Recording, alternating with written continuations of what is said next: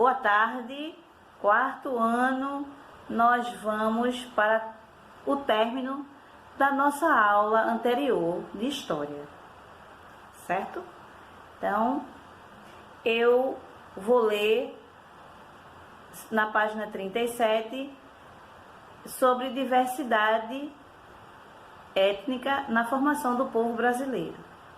O povo brasileiro formou-se da mistura de diferentes povos. Você já ouviu falar do mameluco, do cafuso e mulato. Depois eu vou dizer o que significa cada um. As misturas de povos europeus e indígenas, que é o mameluco, o europeu e o africano, que é o mulato, e a mistura dos indígenas e africanos, que formou os cafusos. Então, foram muito intensas nas terras que hoje formam o Brasil. As diferenças étnicas e as misturas de povos também foram retratadas por Albert Eckhout. E a maioria dessas imagens que tem aqui, nós já vimos quando fomos para Ricardo Brenan, certo? Na Pinacoteca nós temos todas essas imagens.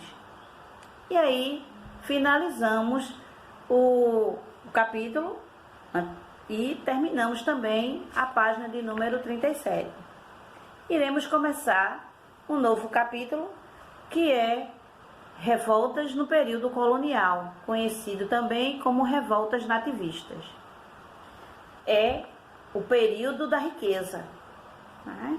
Então, vai começar as revoltas, porque o povo vai estar insatisfeito de trabalhar tanto e de não ter nada em troca disso.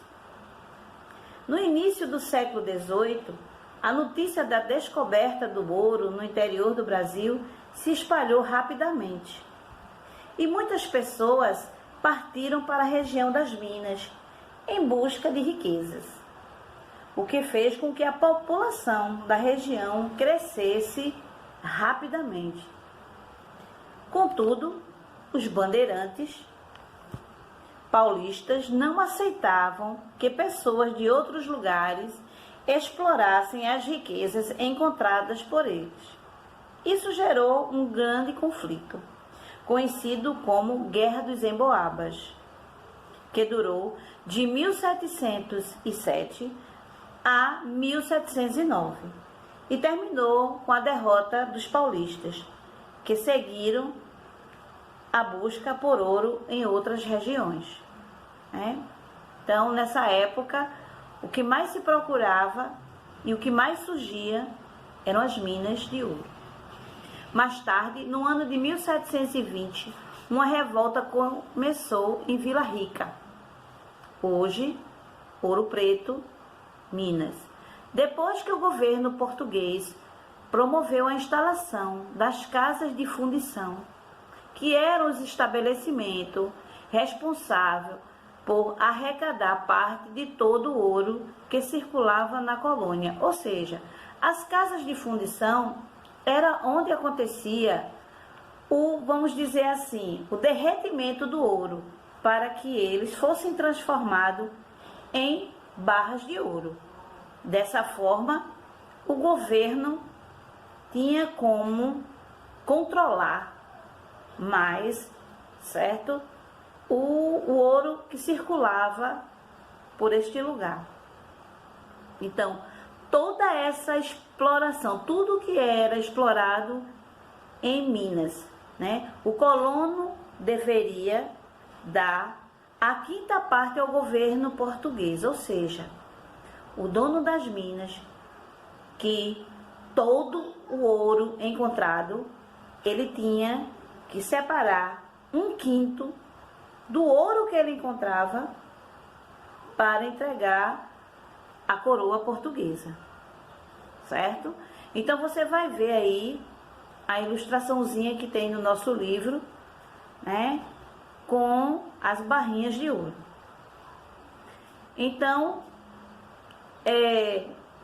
essa cobrança gerou a revolta de diversos colonos, que se reuniram para exigir o fim das casas de fundição e a diminuição de outras cobranças. O governo português, lógico, ele não atendeu aos pedidos dos colonos e ainda prendeu alguns de seus membros. Houve, dentre eles, o líder, que foi Filipe dos Santos, foi condenado à morte.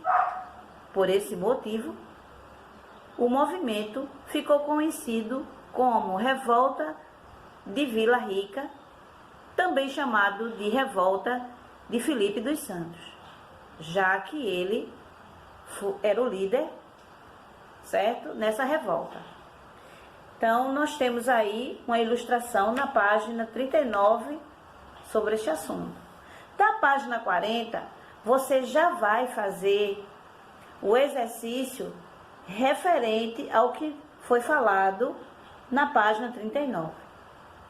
Na página de número 41, nós temos uma outra revolta, que foi a Conjuração Mineira. Também sobre a extração do ouro da capitania de Minas Gerais. Então, nessa capitania aconteceu uma exploração de ouro muito intensa, certo? Até que suas reservas começaram a se esgotar. Então, cada vez mais os colonos passavam por dificuldades. A cobrança de impostos também era muito acirrada. O que sobrava para cada colono era bem pouco.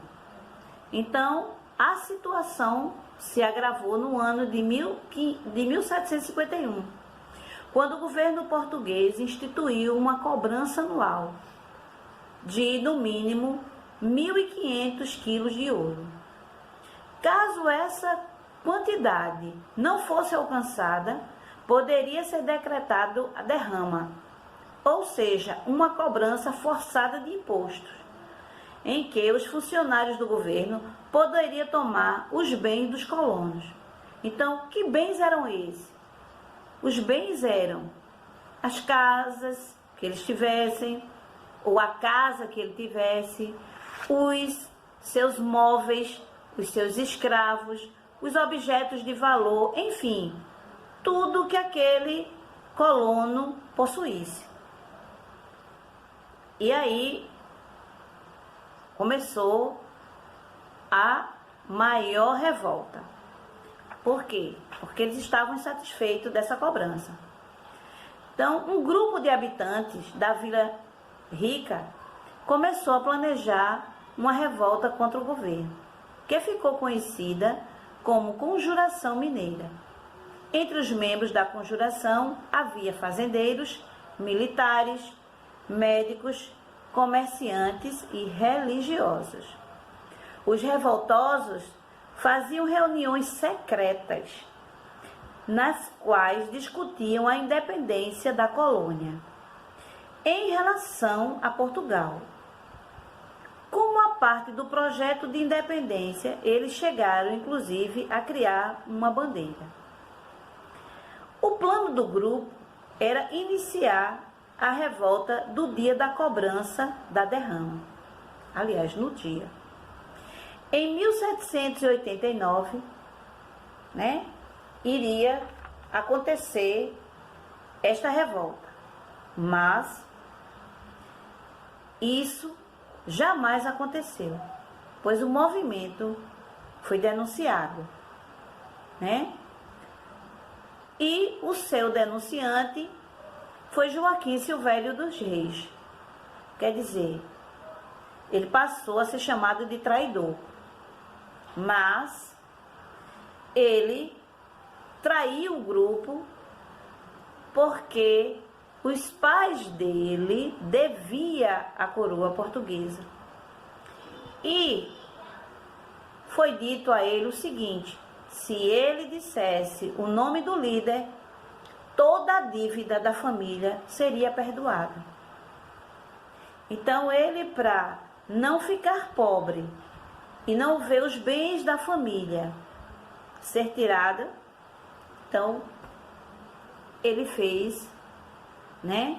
Ele denunciou quem estava no movimento e quem era o líder, certo? Aí nós temos a bandeira, liberta quais será também.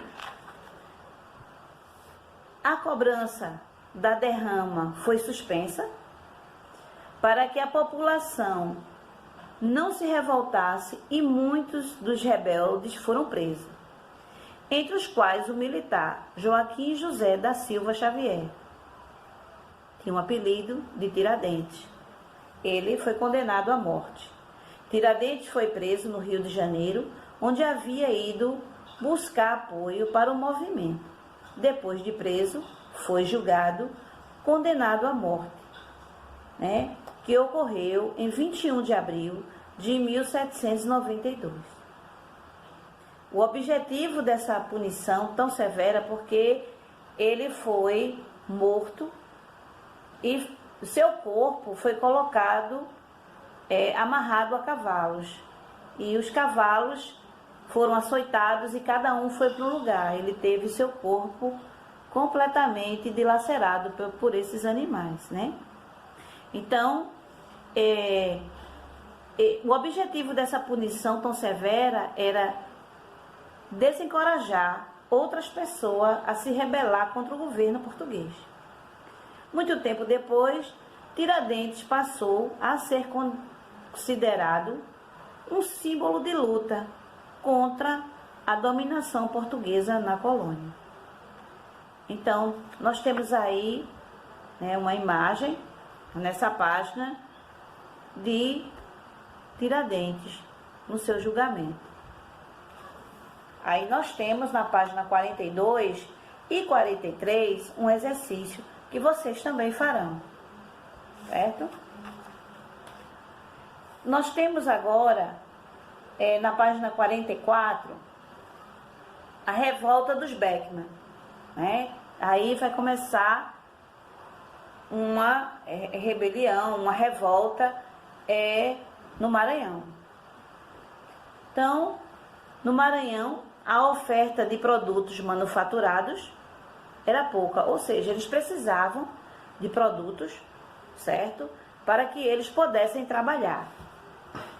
Os fazendeiros mais ricos tinham dificuldade em conseguir esses produtos europeus e escravos para que pudesse trabalhar, e esses escravos eram vindos da África.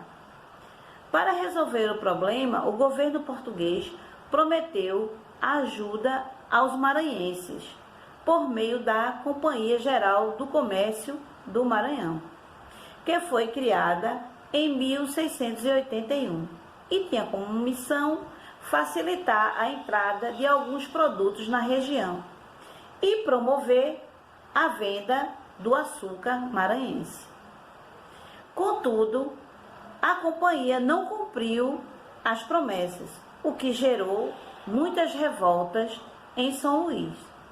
Os moradores assumiram o governo da região em 1684, liderados pelos irmãos Beckman, Manuel e Thomas Beckman.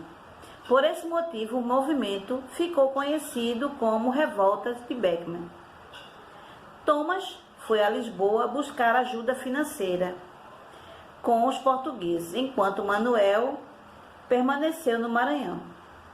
O governo português, contudo, não aceitou as propostas dos irmãos Beckman e ainda condenou Manuel Beckman ao enforcamento. Então, mais um que teve o seu destino com um enforcamento, né? Então, quem ia de encontro à coroa, era isso que acontecia. Eles eram condenados à morte, e a morte era o enforcamento. E aí vem a Guerra dos Mascates, que foi a retirada dos holandeses, afetou bastante a região central de Pernambuco, onde se localizava Recife e Olinda. Os produtores de açúcar de Olinda passaram a enfrentar a concorrência dos holandeses, que ocuparam outras regiões da América para produzir açúcar, com as técnicas que havia desenvolvido no Brasil. Além disso, essa concorrência fez cair o preço do açúcar, o que agravou a situação financeira dos olindenses. Enquanto Olinda passava por dificuldade, o povoado do Recife seguia desenvolvendo-se graças à intensa atividade de seus comerciantes, chamados também de mascates. Esses comerciantes passaram a fazer diversos empréstimos aos fazendeiros de Olinda, né? Embora estivessem em dificuldades financeiras, os fazendeiros de Olinda ainda detinham o controle político da região. Assim, decidiram aumentar as cobranças de impostos sobre os povoados próximos, incluindo o Recife. Essa cobrança desagradou bastante aos comerciantes do Recife, que conseguiram que o povoado fosse elevado à categoria de vila em 1709. Assim, seus habitantes não precisariam mais pagar impostos aos administradores de Olinda. Revoltados com a nova situação, um grupo de olindenses invadiu Recife e, em 1710, com o objetivo de assumir o controle da vila, dando início ao conflito que ficou conhecido como Guerra dos Mascates. Essa revolta só foi resolvida em 1711, quando o governo português nomeou um novo governador em Pernambuco, que tomou medidas favoráveis aos mascates. Lembrem que mascate eram os comerciantes, certo? Então, nós temos aqui, na página 46, a última revolta do nosso livro, que é a Conjuração Baiana, né? Após a mudança da capital da colônia para o Rio de Janeiro, que vocês devem lembrar que era na Bahia, Salvador, então, ocorrida em 1763, as condições da vila da cidade de Salvador pioraram. Houve aumento de impostos, diminuição na oferta de alimentos, intensificação do preconceito racial e, com todos esses fatores, a violência na cidade se agravou. O movimento contou com a participação de pessoas livres e de escravizadas. Entre eles havia ricos e pobres, que tinham interesses diversos. Os ricos desejavam o fim do poder do rei de Portugal sobre o Brasil, já os pobres, muitos deles ex-escravos, desejavam o fim da escravidão. As melhores condições de vida, lógico, certo? Em 1798, diversos panfletos eles foram espalhados pela cidade, divulgando aí ideias como o fim do poder do rei de Portugal sobre o Brasil, o fim da escravidão e reivindicação de melhorias nas condições de vida da população. No entanto, o governo da colônia logo foi avisado e mandou prender os insurgentes. Entre os presos mais pobres, que eram a maioria, havia muitos alfaiates.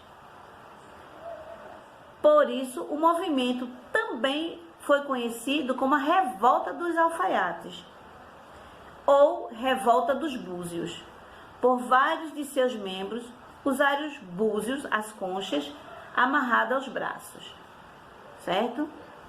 E aí, você tem também um exercício sobre esta revolta que está na página 47, que vocês irão fazer. A página 48, certo? E não esqueçam de dar uma lidinha na página 49, certo? Só para ampliar um pouco mais de seus conhecimentos. Então, na próxima aula, eu vou fazer a correção dessas atividades que eu passei, certo? E aí nós passaremos para a próxima unidade. Então, até a próxima aula de história.